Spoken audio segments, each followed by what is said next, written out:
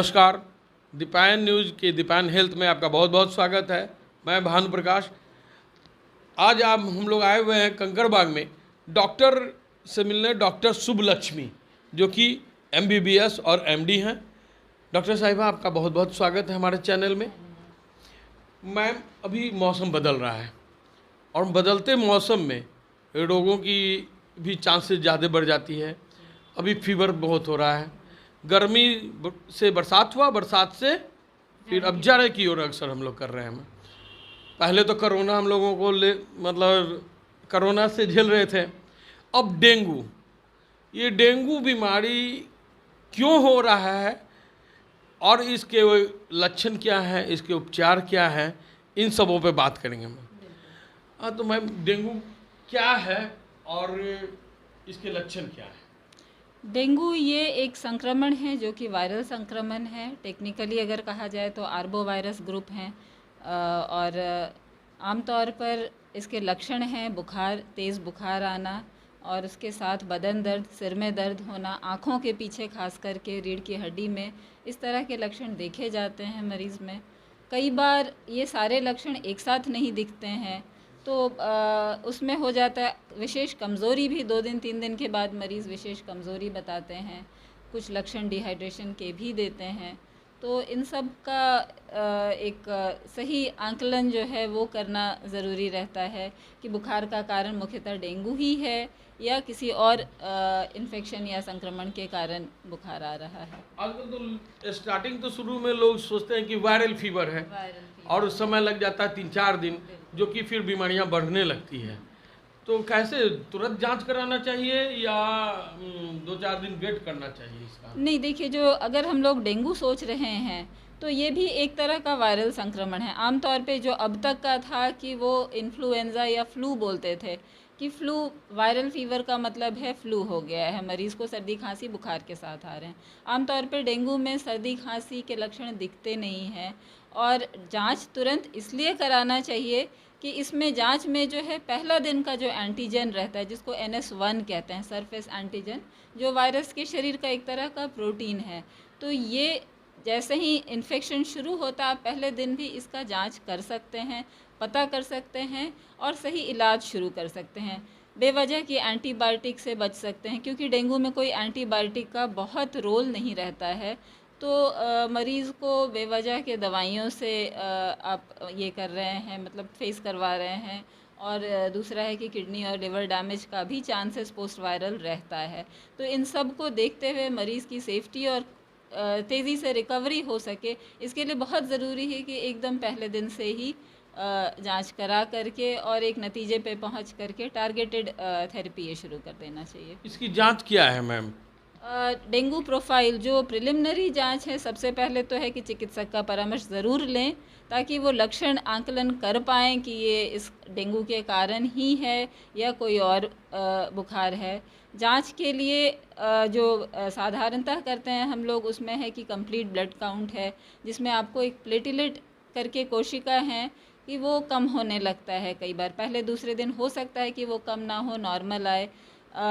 जो संख्या total count बोलते हैं, WBC काउंट, जो रोग से लड़ने का एक क्षमता बताता है, वो घटने लगता है। उसके अलावा जो टारगेटेड टेस्ट है उसमें कहते हैं डेंगू प्रोफाइल, जिसमें NS1 या Day 1 एंटीजन टेस्ट है। उसके अलावा IgM, IgG जो कि इम्यूनोग्लोबुलिन जांच है, यानी कि आपके शरीर में प्रतिरोधक या एंटीबॉडी बन गए हैं या नहीं। तो ये ज़रूरी इसलिए है कि जो चिकित्सक हैं वो एक आकलन लगा लेते हैं कि ये डेंगू का शुरुआती दिन है या मरीज़ में प्रतिरोधक पैदा हो गया है, वो खुद रोग से लड़ सकता है, उस हिसाब से दवा चलाने में ये मदद करता है। तो मैम ने बहुत अच्छी बात बताई कि पहले आप अपने आप से निर्णय नहीं लें, पहले डॉक्टर से सलाह लें, फिर वो डॉक्टर बताएंगे कि क्या किस चीज़ की जांच करानी है और किस चीज़ की नहीं। मैम, कभी कभी क्या होता है ना, डेंगू समझकर लोग अपना खुद से इलाज करने लगते हैं। बकरी का दूध और पपीता का जूस ये सब पिलाना शुरू कर देते हैं। तो ये कितना सही है? देखिए, साधारणतः डेंगू में जो वायरल इन्फेक्शन है डेंगू का, ये इसमें है कि इम्यून सिस्टम, वायरस कहाँ जा कर के अटैक करता है तो आपके इम्यून सिस्टम को अरेस्ट कर लेता है या जकड़ लेता है, तो प्रतिरोधक पैदा नहीं हो पाते हैं। जब आप न्यूट्रिशन या डाइट, सही डाइट ले रहे हैं तो आपका प्रतिरोधक क्षमता ये बढ़ता है। ऐसा कहीं पे भी साइंटिफिकली प्रूवन नहीं है कि बकरी का दूध पिएंगे तो इम्यून सिस्टम स्ट्रांग होगा या पपीता का पत्ता पीस करके खाएंगे तो नहीं, प्लेटलेट लोग बढ़ेगा। कहते हैं कि लेकिन प्लेटलेट बढ़ेगा। हाँ, हाँ, हाँ। आमतौर पे देखा जाए तो ये जो भी है ये न्यूट्रिशनल है।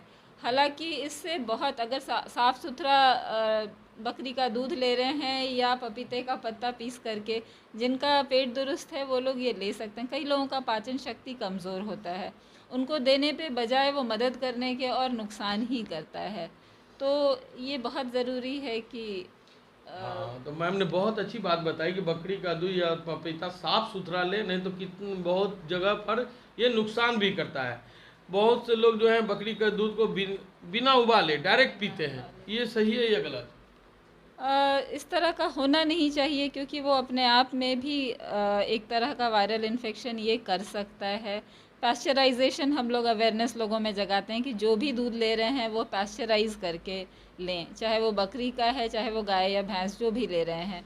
तो पास्चराइजेशन का मतलब है कि आप बैक्टीरियल स्पोर्स को, वायरस को या अन्य संक्रमण जो भी हैं उसमें, उसको आप एक टेम्परेचर पे ले जा कर के मार रहे हैं ताकि वह सुरक्षित रहे लेने के लिए। तो डेंगू में इस तरह का कोई प्रूवन ये तो नहीं है कि बकरी का दूध मदद करेगा, लेकिन न्यूट्रिशनल सप्लीमेंट के तौर पर लिया जा सकता है। सबसे ज़रूरी है कि पानी का संतुलन शरीर में और खाना का संतुलन ये बनाए रखें। मैम, डेंगू तो है ही, साथ साथ टाइफाइड भी खूब चल रहा है, मतलब अभी इन लोगों में हो रहा है, तो इसके क्या लक्षण, दोनों में समानता है या कुछ है? देखिए, लक्षण आम तौर पे साधारण तरीके से अगर जो आम व्यक्ति है वो यही सोचता है कि ये टाइफॉइड है, लेकिन जब आप स्पेशलिस्ट, एक्सपर्ट्स या चिकित्सक के पास जाते हैं तो फ़र्क आपके लक्षण को देखकर या क्लिनिकल एग्जामिनेशन को देख करके ये फ़र्क किया जाता है। और टाइफॉइड ये बैक्टीरियल इन्फेक्शन है, यानी कि बैक्टीरिया से होने वाला संक्रमण है, जबकि डेंगू ये वायरस से होने वाला संक्रमण है। तो जांच में तो ये हम लोग फ़र्क कर ही लेते हैं। कई बार डेंगू के साथ भी सुनने को मिला होगा कि टाइफॉइड भी है। हाँ। तो ये बहुत ज़रूरी रहता है, ये हर बार ज़रूरी नहीं। 100 लोगों में एक ही जो मरीज़ रहता है उनका डेंगू और टाइफॉइड, जिसको कि हम लोग कहते हैं कि सेकेंडरी इन्फेक्शन या सुपर एडेड इन्फेक्शन, ये साथ में होता है। नहीं तो अक्सर ऐसा होता है कि फॉल्स पॉजिटिव, जिसको कि हम लोग एनामेनेस्टिक रिएक्शन बोलते हैं, कि जो एक्सपर्ट्स हैं वो पता कर सकते हैं जांच के दौरान कि ये कई बार जो डेंगू का एंटीबॉडी है वो बहुत ज़्यादा बढ़ने पर, उसके लिए जो एंटीबॉडी हुआ है बहुत ज़्यादा बढ़ने पे एक फॉल्स पॉजिटिव रिएक्शन वो दे देता है जब हम टाइफॉइड का जांच लगाते हैं।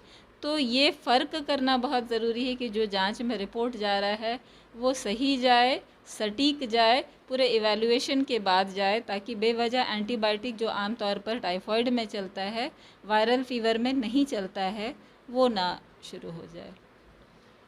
मैम ने बहुत अच्छी अच्छी सलाह दी है। आप चाहते हैं कि आप इनके बातों को अमल करें और रोगों से बचें। मैम, एक चीज़ और, इसके जो जितने भी लक्षण हैं तो उपचार क्या किया जा सकता है, कैसे करें? बहुत लोग तो डायरेक्ट एंटीबायोटिक खाना शुरू कर देते हैं। जी जी। तो ये कितना सही है? पहला दूसरा दिन ये एंटीबायोटिक डिसाइड करने के लिए, एक तो है कि सबसे पहले ज़रूरी है कि 24 घंटा आप एक बार अपने लक्षण को खुद भी समझ लें और चिकित्सक परामर्श लें।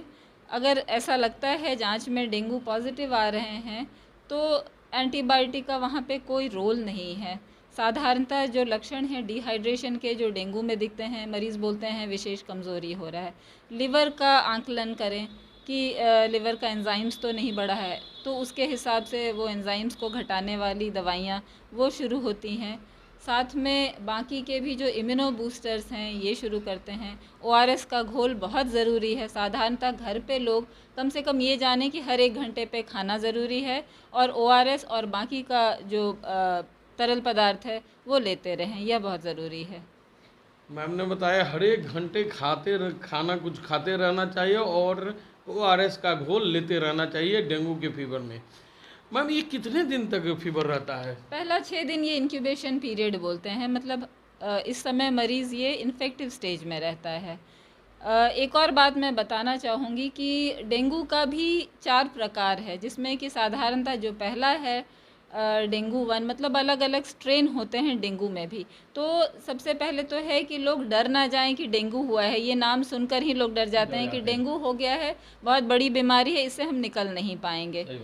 तो ये डर हटाना ज़रूरी है, ये फ़र्क करें, अपने लक्षण को समझें। अगर साधारण 2 दिन 3 दिन का बुखार है तो डरने की कोई बात नहीं, जब तक आप अपना फ्लूइड बैलेंस कर रहे हैं तब तक। लेकिन अगर कहीं भी शरीर पे जो रैशेस बोलते हैं, चकत्ता बोलते हैं, वो आ रहा है, विशेष खुजली हो रहा है, कहीं से भी खून ब्लड आ रहा है, अगर नाक से या टॉयलेट के रास्ते से आ रहा है, या कहीं से भी कोई भी ब्लीडिंग अगर हो रहा है, तो आप सचेत हो जाएं, तुरंत भर्ती होने की आवश्यकता है, उसका आकलन करने की आवश्यकता है, और सही ब्लड प्रेशर ये सब की जानकारी ले करके सही उपचार चिकित्सक के द्वारा ये कराना चाहिए, ताकि कोई कॉम्प्लिकेशन में मरीज़ ना पड़े। जो आपने हमसे बात किया, हमारी जनता को ये सलाह दिया कि इस तरह आप जांच कराएं, घबराएं नहीं डेंगू से, कोविड से या टाइफाइड से, अपने आप में सुरक्षित रहें, स्वस्थ रहें, ये मनोकामना है हम लोगों की। और मैम चलते चलते हमारी जनता को कुछ आप संदेश देना चाहती हैं स्वास्थ्य के प्रति? तो स्वास्थ्य के प्रति जागरूक रहें। अगर किसी भी तरह का लक्षण अपने आप में देखते हैं तो बिल्कुल समय बर्बाद ना करें, समय बहुत मायने रखता है। तो सही समय पे चिकित्सक के पास जा कर के अपना जो भी संदेह है, जो भी डाउट है, उसको क्लियर करें, और समय पे अपने दवा या जो भी आपको अवेयरनेस बताया जाता है उसको आप फॉलो करें। बहुत बहुत धन्यवाद मैम आपका, जो हमारे चैनल में से बात करने के लिए और राय देने के लिए। और भी रोगों से निजात पाने के लिए आपको हम और डॉक्टरों से बात कराएंगे, उनकी सलाह लेंगे, राय लेंगे। ये प्रोग्राम अगर आपको अच्छा लग रहा है तो हमारे प्रोग्राम को आप लाइक करें, शेयर करें, कमेंट करें। धन्यवाद।